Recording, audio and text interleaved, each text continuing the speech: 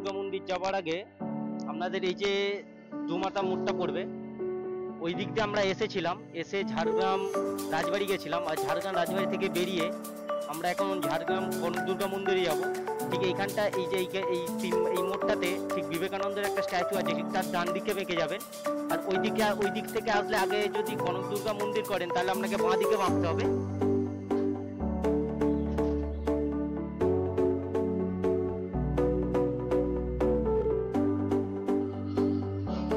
এখানে রাস্তা তৈরি হচ্ছে, রাস্তাটা সেই জন্য একটু খারাপ।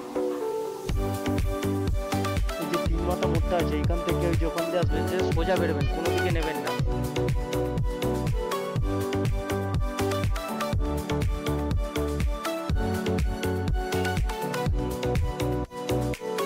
এখানে এই তিন মাথা মোড়টা পড়ছে, এই তিন মাথা মোড় থেকে আপনারা ডান দিকে নিয়ে নেবেন। এই যে আমি যেখান থেকে নিচ্ছি, এই যে একটা বট গাছ পড়ছে, আমি তাও একবার জিজ্ঞাসা করে নিচ্ছি। দাদা কনক দুর্গা মন্দিরটা কোন, এই রাস্তা সোজা? ঠিক আছে, আপনারা অবশ্যই এই রাস্তাটাই নেবেন।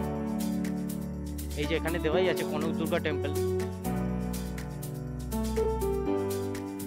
কনক দুর্গা মন্দিরে যাওয়ার রাস্তাটা সত্যিকারের অপরূপ সৌন্দর্য।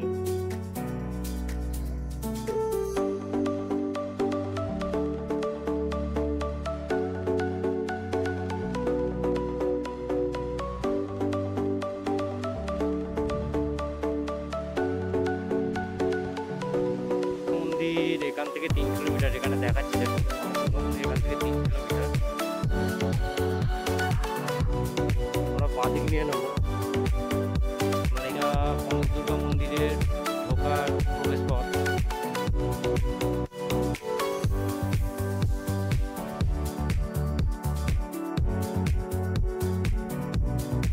কনক দুর্গা মন্দির চিল্কিগড়।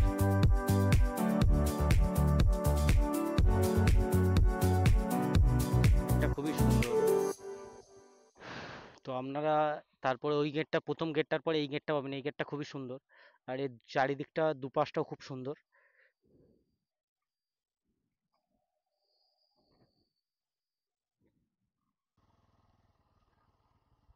এটা একটা সুন্দর রাস্তা কনক দুর্গা মন্দির যাওয়ার।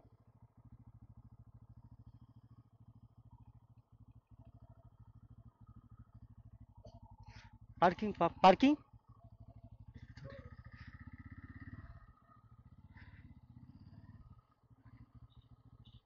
এখানে এটা পার্কিং জোন, খুবই সুন্দর জায়গাটা।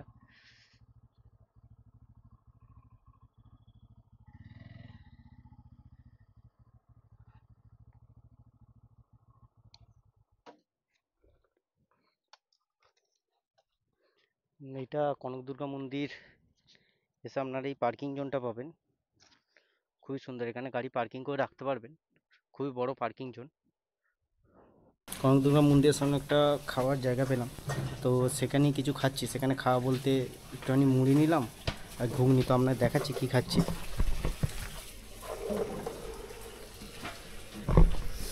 তো একটু খেয়ে নিই, খেয়ে তারপরে মন্দিরের দিকে যাব। তো চলুন আমরা দেখাচ্ছি কনক দুর্গা মন্দির। আমি এখানে পার্কিং করে, পার্কিং লটের সামনে একটা দোকান আছে, এখানে আমি একটু খাওয়া দাওয়া করে নিলাম। আপনারা যদি বাইকের কোনো সরঞ্জাম, হেলমেট টেলমেট রাখতে চান, এখানে আপনারা খাওয়ার পরে রাখতে পারবেন, এদের বললে এরা রাখতে দিচ্ছে। তো আমি এখান দিয়ে বেরিয়ে এখন রাস্তা দিয়ে হেঁটে যাব। তো চলুন আমরা দেখাচ্ছি রাস্তাটা কেমন। আর এখানে পার্কিং চার্জ দিতে হয়।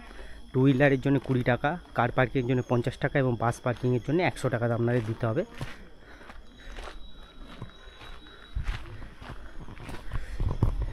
এটা হলো অফিস। এখানে কিন্তু প্রচুর পরিমাণে হনুমান বাঁদর দেখতে পাবেন আপনারা,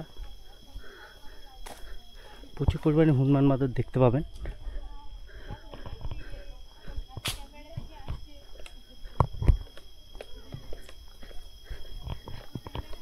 তো আমি সবসময় খুলতে পারছি না, কেন এখান থেকে যদি হাতে কিছু থাকে কি ব্যাগটাই কিছু থাকে তো অবভিয়াসলি নিয়ে চলে যেতে পারে। আপনারা যাই রাখুন, ব্যাগ রাখুন কি যাই রাখুন, একটু সেফটিতে রাখবেন এবং সাবধানে রাখবেন। আর অসম্ভব সুন্দর গাছের ছাওয়া দু সাইডে, তার মধ্যেখান দিয়ে হেঁটে হেঁটে যাচ্ছি।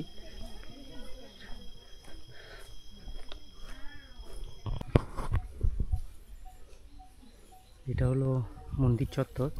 মন্দিরের সামনেটা অনেকটা ফাঁকা আছে আর প্রচুর হনুমান দেখতে পাবে। এই দেখুন গাছের তলায় বসে আছে। তো যাই রাখুন না কেন খুব সাবধানে রাখবেন, নিয়ে চলে যাওয়ার সম্ভাবনা থাকে। আর সামনের জায়গাটা খুব অসম্ভব সুন্দর।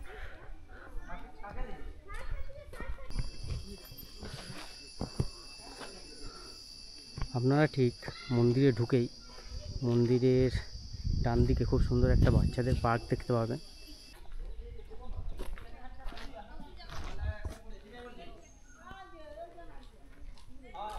মন্দিরের চারপাশটা খুবই সুন্দর।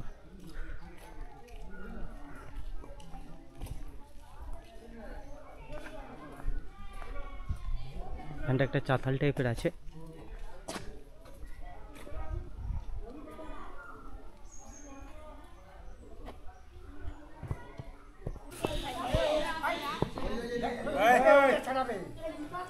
আমরা দেখেছেন লোকের সামনে একদম চলে যাচ্ছে।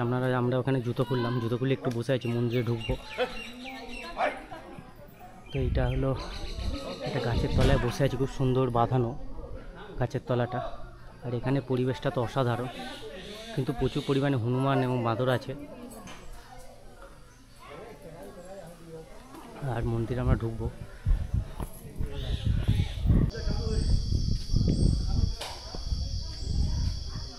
হলো আমাদের মেন মন্দির মায়ের, তার সামনে অতিথি নিবাস আছে সরকারি, আপনারা থাকলে এখানে থাকতে পারেন।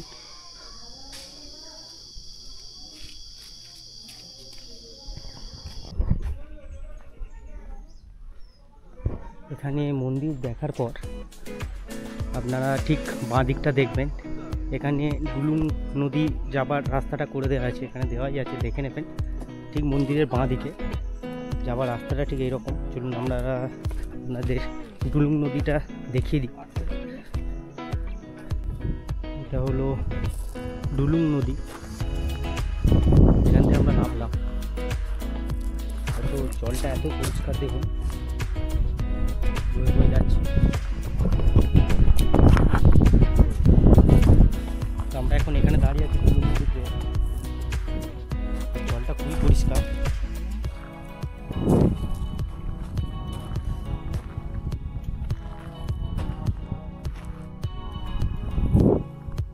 আর এখানের সাইডের মানে এখানের প্রাকৃতিক পরিবেশটা সত্যিকার অসাধারণ। আপনারা অবশ্যই আসুন, খুবই ভালো জায়গা। কিন্তু এখন বুঝতে পারিনি যে এতটা গরম থাকবে, ভালো মতন গরম আছে এখন।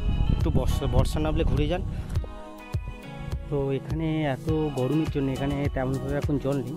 আমি জিজ্ঞাসা করলাম, এখানে বললো বর্ষাকালে এইটা পুরো ভর্তি থাকে। আপনারা দেখতেই পাচ্ছেন এখন খুবই জল কম।